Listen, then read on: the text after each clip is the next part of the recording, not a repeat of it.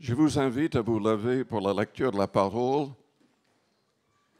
Je vais lire dans Luc, chapitre 1er. Et je vais parler un peu de Zacharie et d'Élisabeth, les parents de Jean-Baptiste.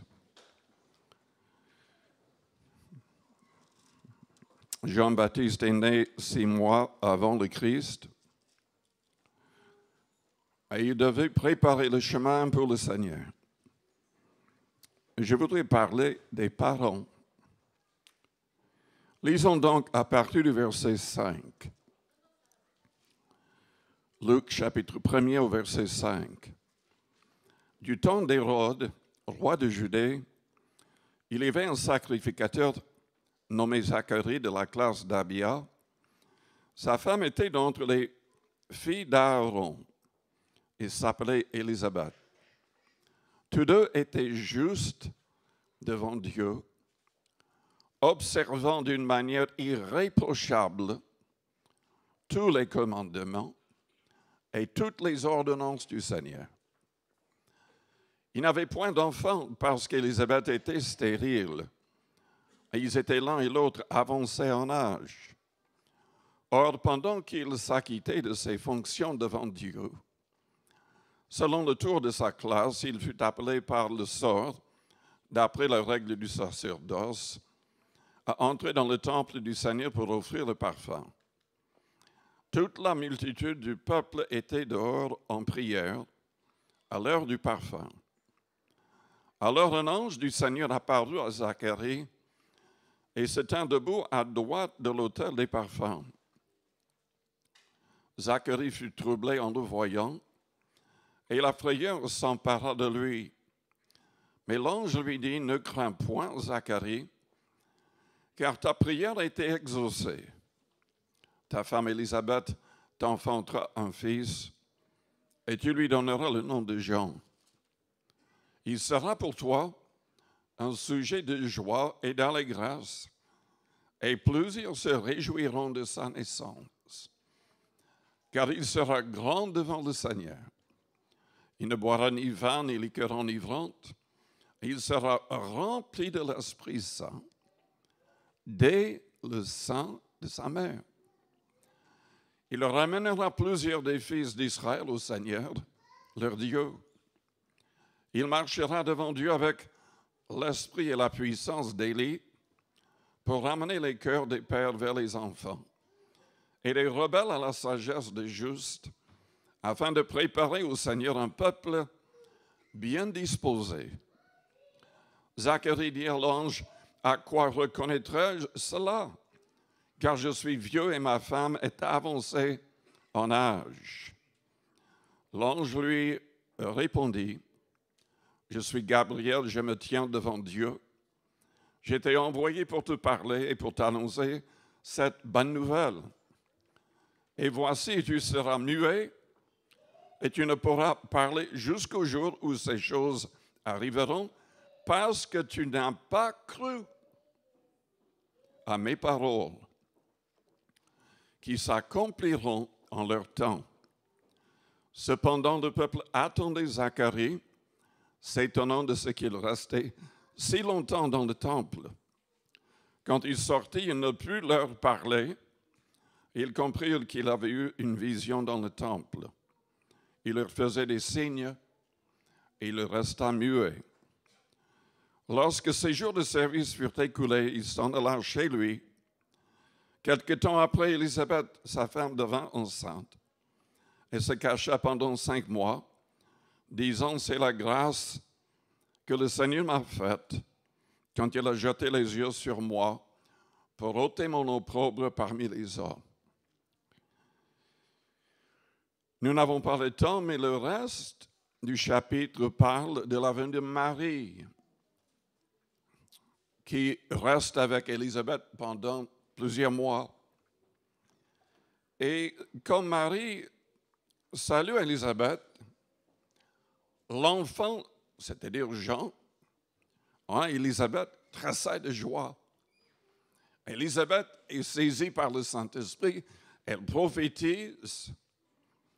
Et par cette prophétie, elle savait que Marie était enceinte avec son Seigneur, avec le Sauveur du monde. Prions le Seigneur avant d'aller plus loin. Je vais surtout mettre l'accent sur le verset 20. Parce que Zacharie, en dépit de ses bonnes qualités, a fait l'erreur de douter.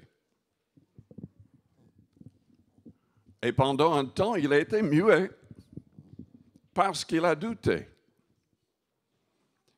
Nous pouvons attirer la malédiction sur nous si nous doutons et surtout si nous confessons le doute. Père Céleste, nous te louons, nous te bénissons pour ta parole, que cette parole soit au fond de nos cœurs. Aide-nous à être un peuple de foi. Aide-nous à confesser toujours en accord avec tes promesses. Que nous soyons un peuple béni dans les moindres détails. Au nom de Jésus-Christ. Amen. Vous pouvez vous asseoir.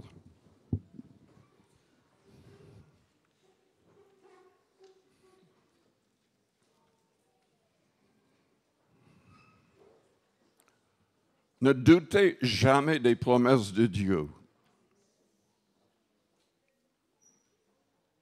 Ne confessez jamais vos doutes.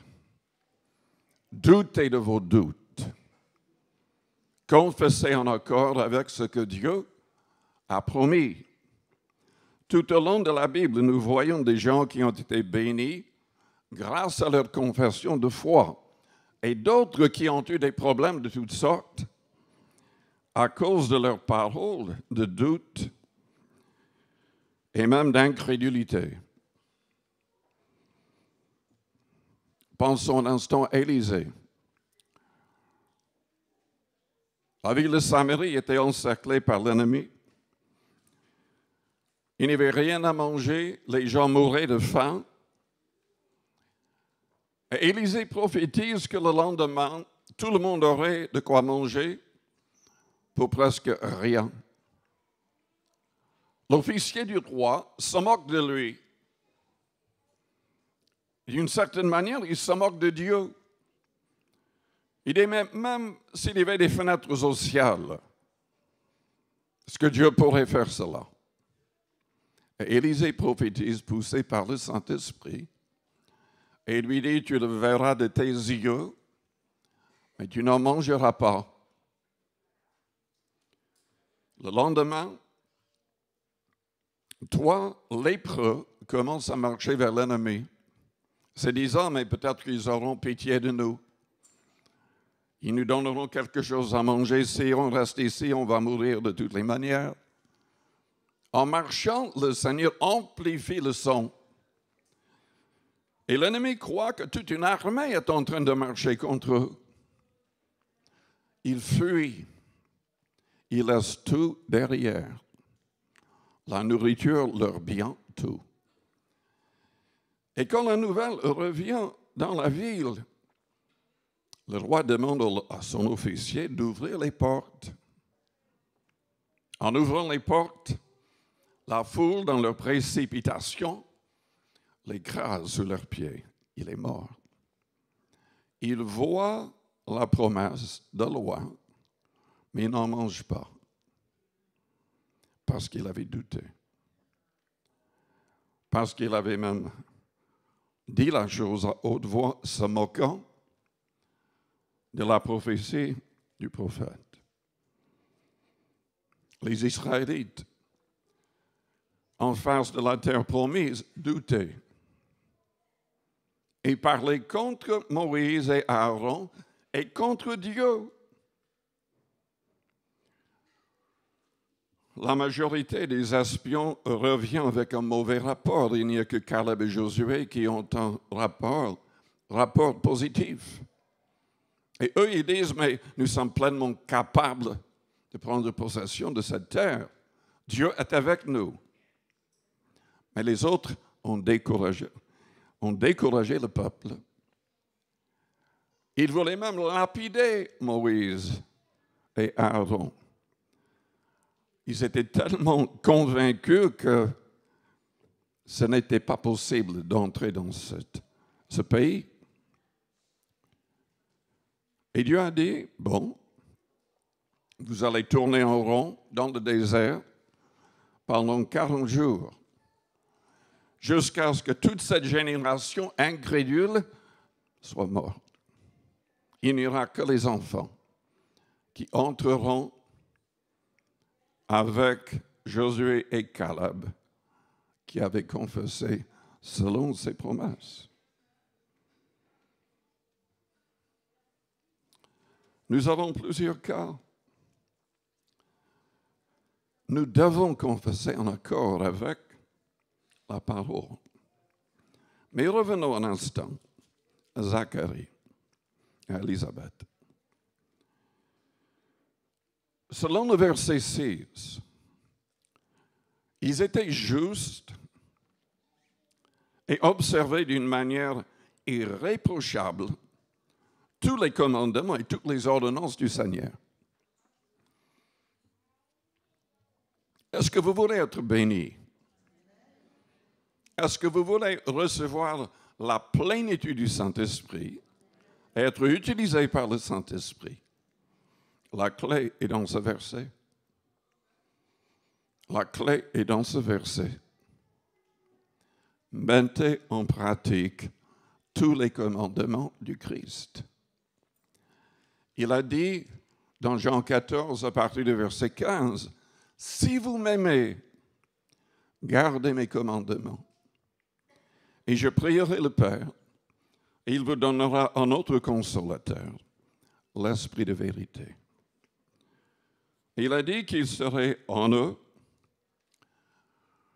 Et il continue en parlant de la relation que nous pouvons avoir avec le Père et le Fils grâce au Saint-Esprit si nous gardons tous ces commandements. Et il a dit que le Saint-Esprit les guiderait en toutes choses. Il y a des gens qui croient avoir le Saint-Esprit qui ne l'ont pas du tout. Il y a des réunions chrétiennes où il y a beaucoup de bruit, mais ce n'est pas le Saint-Esprit qui est en train d'agir. Personne ne peut recevoir le Saint-Esprit. Personne. Si cette personne n'aime pas véritablement Jésus-Christ et ses commandements pour les mettre en pratique. Il y a toutes sortes de personnes qui se disent chrétiens. Il y a toutes sortes de fausses églises, de faux chefs spirituels qui parlent du Christ, qui parlent de Dieu, mais Dieu n'y est pas. Son esprit n'y est pas. Il y a plutôt des esprits de séduction. Si vous ne me croyez pas, vous n'avez qu'à lire 2 Corinthiens chapitre 11. Il y avait plein de gens qui se disaient apôtres à cette époque, qui venaient dans les églises même que Paul avait commencé. Qu'est-ce qu'il pense de ces gens? Qu'est-ce qu'il dit de ces gens? Il dit carrément qu'ils sont du diable. Il parle du fait que Satan se transforme, se déguise en ange de lumière pour tromper, et ses ministres aussi. Il dit que ce sont de faux apôtres, déguisés en apôtres de Christ, donnant un esprit qui n'est pas le Saint-Esprit, prêchant un Jésus-Christ qui n'est pas le vrai. Nous devons être sur nos gardes. Nous ne pouvons pas nous laisser séduire. Mais il y a de plus en plus de faux apôtres, de faux prophètes, comme Jésus l'avait dit, de faux Christ, de faux rois. Jésus avait dit qu'il y aurait beaucoup avant son retour. Et que ces gens accompliraient quand même de très grands miracles. Ne basez jamais votre foi sur un miracle. Ne suivez pas quelqu'un simplement parce qu'il parle de Dieu et qu'il y ait des miracles. Il faut être fondé dans la saine doctrine. On ne peut rien ajouter à ce qui est dans le Nouveau Testament. On ne peut rien retrancher du Nouveau Testament. Si quelqu'un le fait, fuyez cette personne. Fuyez cette personne. Il y a de plus en plus de séducteurs. Mais la clé pour être béni et pour recevoir vraiment le Saint-Esprit qui vient de Dieu et non pas du diable est liée simplement à notre amour pour le Christ et notre obéissance à ses commandements. Dans 2 Chroniques, au chapitre 7, au verset 14, Dieu avait dit, « Si mon peuple sur qui est invoqué mon nom s'humilie, prie et cherche ma face, et s'il se détourne de ses mauvaises voies, je l'exaucerai des cieux, je lui pardonnerai son péché et je guérirai son pays. »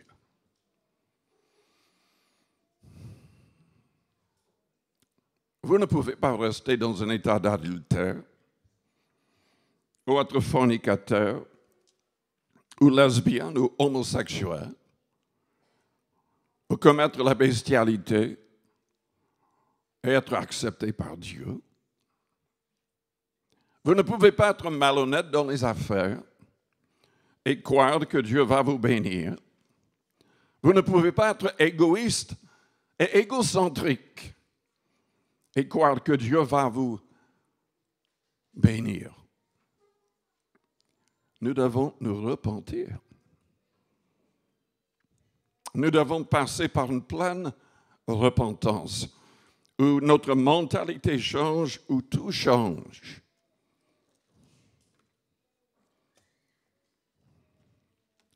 Jean-Baptiste prêchait la repentance. Et voyant venir à son baptême certains des pharisiens, ils savaient très bien qu'ils n'étaient pas en règle avec Dieu. Il les a appelés carrément une race de vipères. Jésus parlait de la même manière avec les chefs religieux de son époque dans Matthieu 23. C'est une des raisons pour laquelle il a été crucifié, parce qu'il disait la vérité. Et les gens ne supportaient pas la vérité. Mais la bénédiction est liée à l'obéissance. Être utilisé par le Saint-Esprit est lié à notre obéissance, à notre dévotion. Dans le Nouveau Testament, dans Actes 10, nous avons l'histoire où Corneille et tous les membres de sa famille ont été baptisés du Saint-Esprit, les premiers non-juifs. Pourquoi est-ce que Dieu a choisi cet homme et cette famille pour les bénir autant et aussi facilement?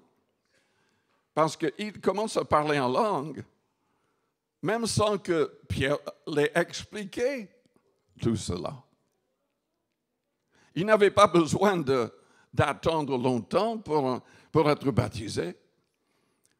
Pierre prêche et pendant qu'il est en train de prêcher, il commence à louer Dieu en d'autres langues miraculeusement. Mais la Bible dit que Corneille et les gens de sa maison priaient sans cesse et donnaient beaucoup d'aumônes, c'est-à-dire des offrandes pour aider les pauvres. Dieu voit. Quand il voit quelqu'un qui désire être juste et saint, il est béni. Il les visite. Il ouvre des portes. Mais un ange lui a parlé, comme un ange a parlé à Zacharie. Dieu n'envoie pas des anges à n'importe qui.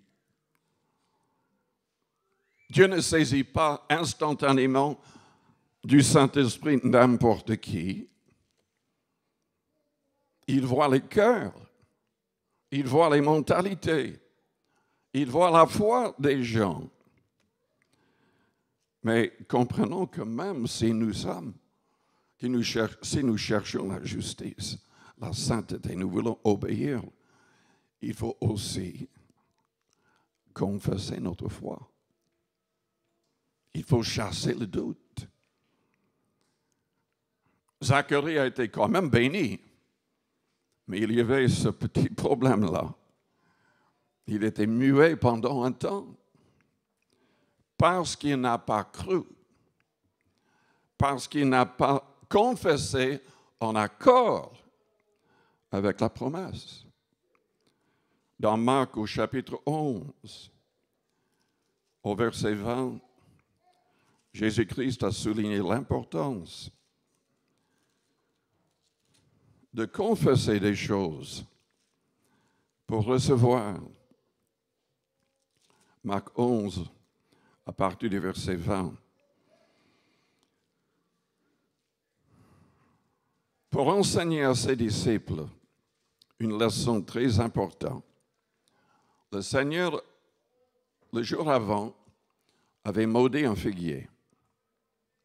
Et le figuier a desséché jusqu'aux racines. Pierre, voyant cela, les disciples voyant cela, Pierre a dit, se rappelant ce qui s'était passé, dit à Jésus, Rabbi, regarde le figuier que tu as maudit à sécher. Jésus prit la parole et leur dit, ayez foi en Dieu. Je vous le dis en vérité, si quelqu'un dit à cette montagne, ôte-toi de là et jette-toi dans la mer, et s'il ne doute point en son cœur, mais quoi que ce qu'il dit arrive, il le verra s'accomplir. C'est pourquoi je vous dis, tout ce que vous demanderez en priant, croyez que vous l'avez reçu et vous le verrez s'accomplir. Et lorsque vous êtes debout, faisant votre prière, si vous avez quelque chose contre quelqu'un, pardonnez. Juste en parenthèse, on n'a pas besoin d'être à genoux ou prosterné pour prier. Jésus a dit, lorsque vous êtes debout, faisant votre prière. C'est important de prier souvent debout, parce que quand on est uniquement à genoux tout le temps, on s'endort. Si vous voulez passer une nuit en prière, ne restez pas tout le temps à genoux, parce que vous allez vous endormir. Mais si vous marchez en priant, si vous restez debout, vous arriverez. Lorsque vous êtes debout faisant votre prière, si vous avez quelque chose contre quelqu'un, pardonnez, afin que votre Père qui est dans les cieux vous pardonne aussi vos offenses. Mais si vous ne pardonnez pas, votre Père qui est dans les cieux ne vous pardonnera pas non plus vos offenses. Nous devons toujours veiller sur nos attitudes, sur notre cœur, pour qu'il n'y ait aucun obstacle empêchant Dieu d'agir. Dieu a agi quand même dans la vie de Zacharie et d'Élisabeth, mais Zacharie a été muet pendant un temps. Dieu a béni parce que les deux priaient que Dieu, surtout la femme, elle priait pour avoir un enfant. Les deux étaient avancés en âge, mais rien n'est impossible à Dieu. Rien n'est impossible à Dieu. Les deux étaient remplis du Saint-Esprit, et surtout Élisabeth, qui a prophétisé, voyant Marie, sachant par le Saint-Esprit qu'elle était enceinte avec le Christ. Et on voit la même chose avec Marie. Elle est remplie du Saint-Esprit. Elle prophétise longuement dans ce chapitre. Et pourtant, où est-ce qu'elle était le jour de la Pentecôte? Quelqu'un peut me le dire? Où est? Marie, elle était où le jour de la Pentecôte? Elle était dans la chambre haute avec les autres 120 personnes en tout. Elle a été remplie du Saint-Esprit avec le signe de parler en langue, comme tout le monde. Pourtant, elle avait déjà eu des expériences avec le Saint-Esprit. Je vais en parler un peu cet après-midi, mais elle était un modèle à cet égard. Et à d'autres niveaux aussi. Combien nous avons besoin du Saint-Esprit? Combien nous avons besoin d'être sérieux avec Dieu pour qu'il n'y ait aucun péché dans nos vies, aucun obstacle à la bénédiction de Dieu. Combien nous avons besoin de veiller sur les paroles de nos bouches. Parce que nous pouvons arrêter la bénédiction avec des paroles d'incrédulité. Combien de fois est-ce que les gens demandent qu'on prie pour leur guérison? On prie et immédiatement, ils font une remarque dans le sens, mais j'espère que Dieu va me guérir. Mais où est la foi dans ça? Est-ce que de telles paroles sont en accord avec ce que nous venons de lire dans Marc chapitre 11? Nous devons croire avant de recevoir. Nous devons chasser le doute pour recevoir. Doutons de nos doutes. Confessons ce que la parole promet.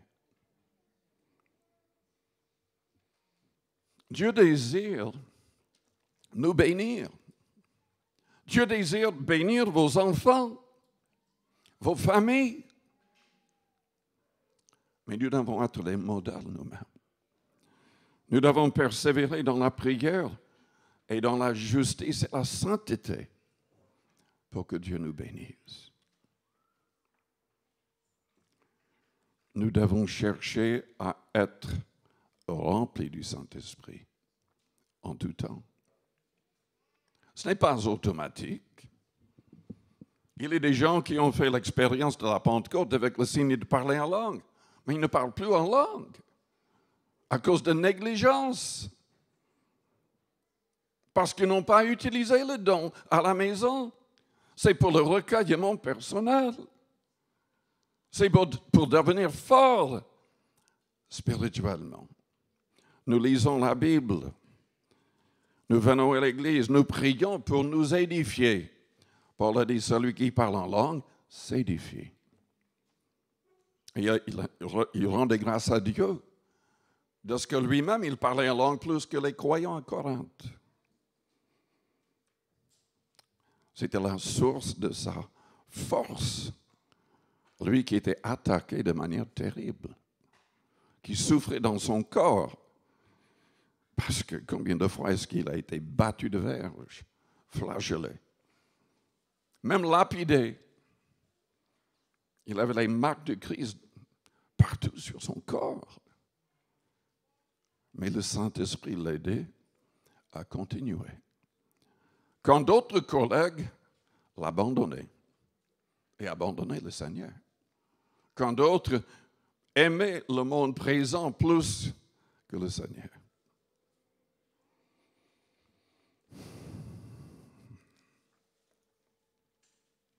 Nous devons confesser en accord avec la parole.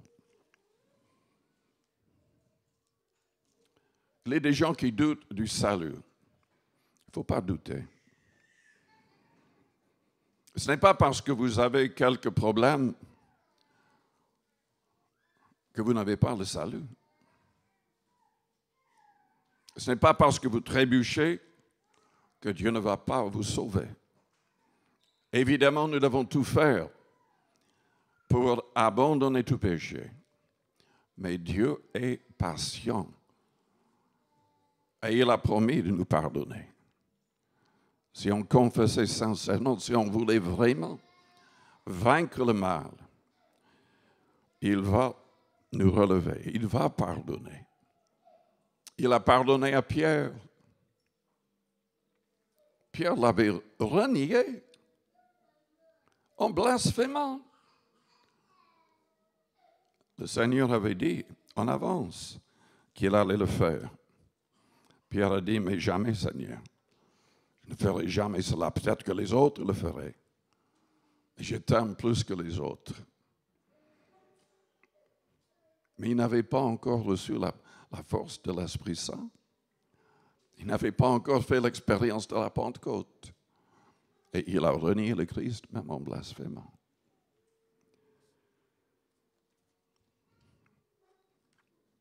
Êtes-vous en train de confesser selon les promesses de Dieu? Au niveau du salut, il y a des groupes qui ne confessent pas du tout ce que la Bible demande. Il y a de larges groupements de gens qui se disent chrétiens.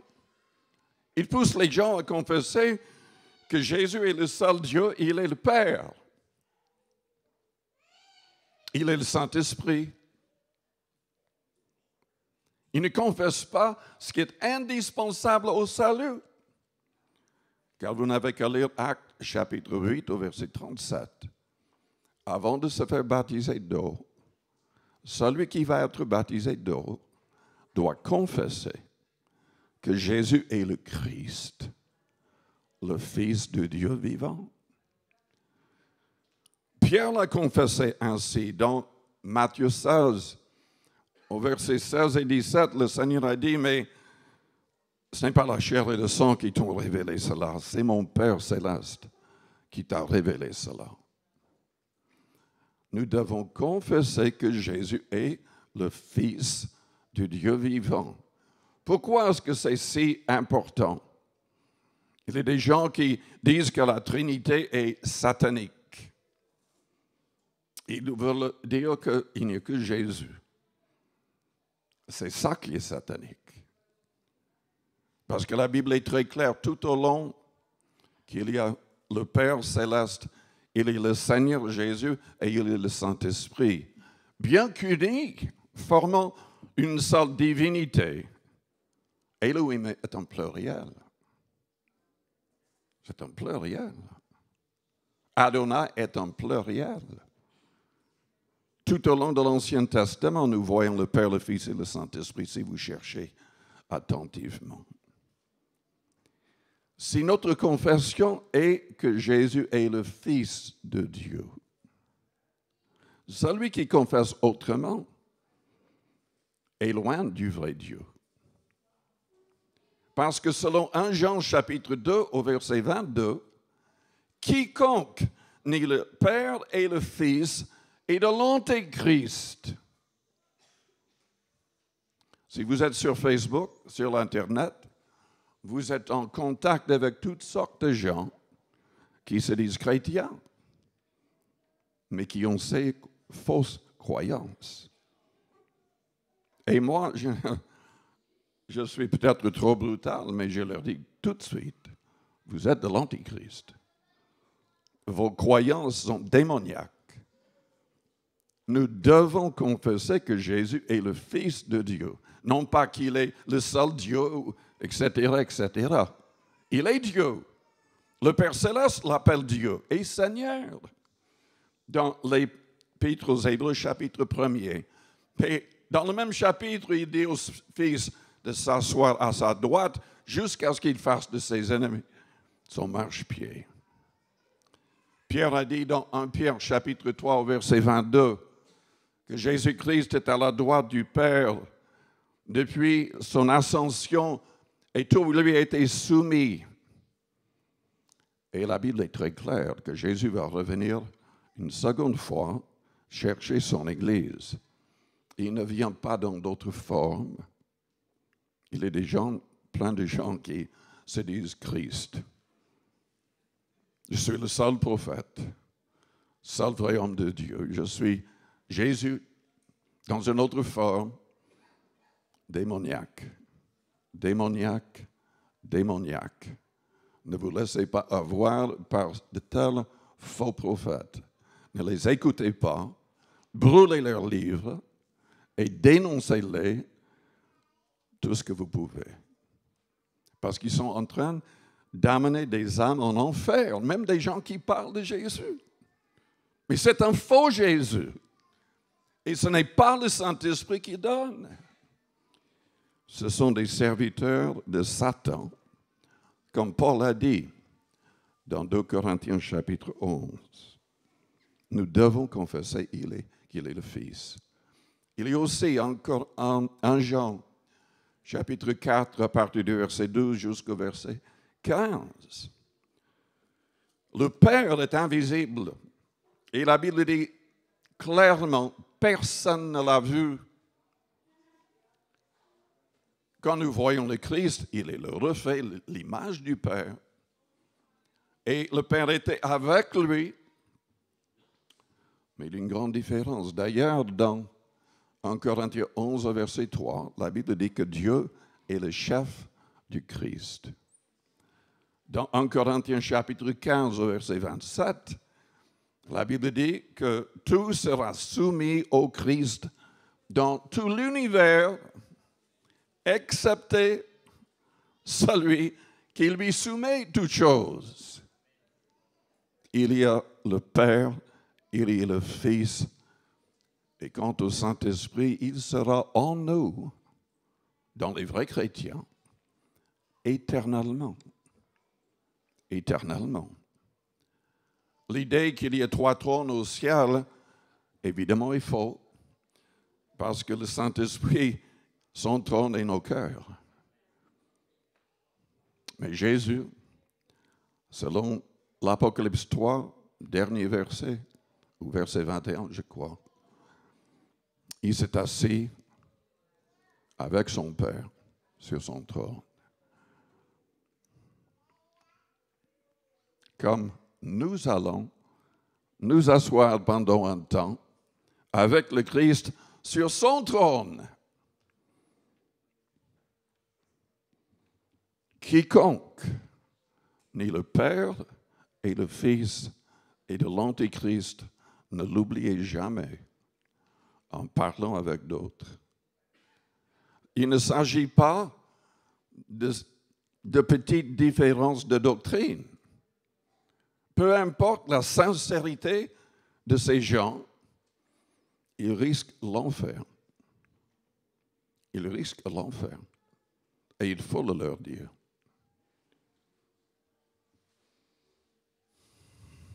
Nous confessons selon Romains chapitre 10, versets 9 à 13,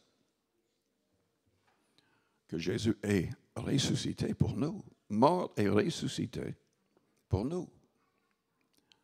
Et Dieu lui a donné le nom qui est au-dessus de tout autre nom. Tous seront obligés de l'appeler Seigneur. Tous seront obligés de se mettre à genoux devant lui lors de son retour.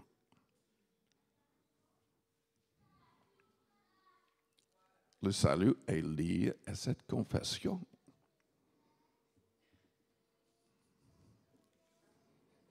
Je vais m'arrêter là.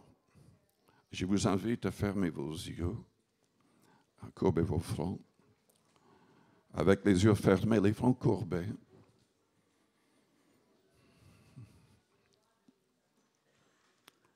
Je vous demande, est-ce que vous avez placé toute votre foi en Christ? Si Dieu vous donne une promesse à l'égard du salut, ne confessez pas autrement, confessez ce qu'il a dit. Il a dit, celui qui croira et qui sera baptisé sera sauvé.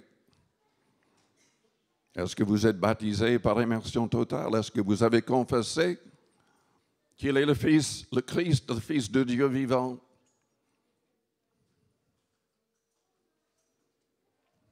Est-ce que vous avez confessé que vous croyez qu'il est mort véritablement pour vos péchés et que Dieu le Père l'a ressuscité, acceptant son sacrifice pour nous? Il faut le confesser. Il faut confesser le Christ devant tous les hommes. Il faut devenir un vrai disciple. Les vrais disciples ne restent pas dans le silence. Ils ne cachent pas leur foi.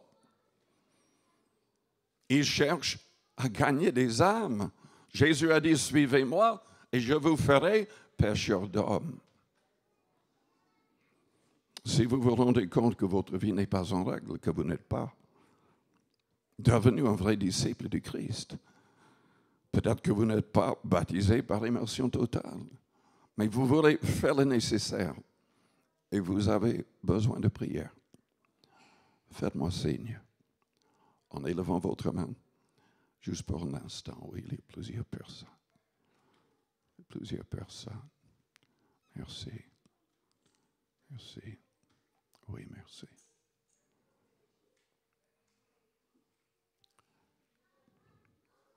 Je vous invite à vous lever, toute l'Église, mais restons dans une attitude de prière, avec les yeux fermés. Je vous invite à répéter une prière après moi.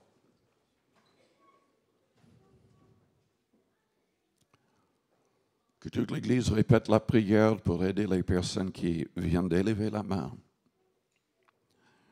Élevons nos mains vers le ciel aussi. C'est biblique de prier avec les mains élevées. Au moins 6 fois, la Bible nous invite à élever nos mains. Nous élevons nos cœurs en élevant nos mains. C'est comme un signe de soumission à Dieu. Un signe comme pour recevoir de sa main. Avec les yeux fermés. Parlez avec votre cœur. Père Céleste, j'ai besoin de toi. Je reconnais que je suis pécheur. Tous les hommes ont péché.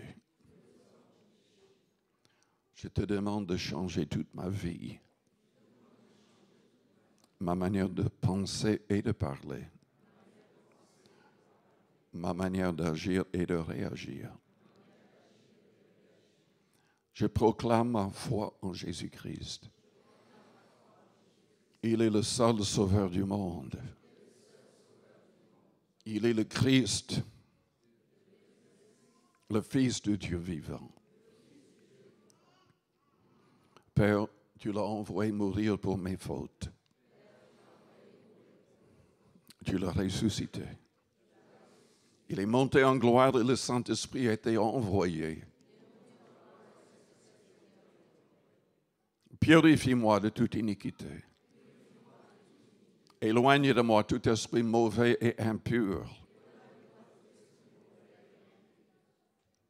Que l'Esprit du Christ entre en moi. Je renonce au monde avec sa convoitise et son orgueil.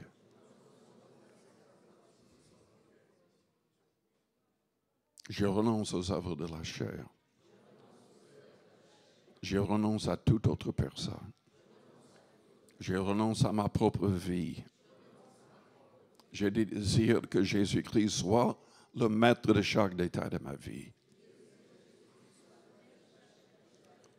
Fais de moi un vrai disciple, marchant selon tes commandements, selon ton esprit, gagnant des âmes, persévérant dans la saine doctrine.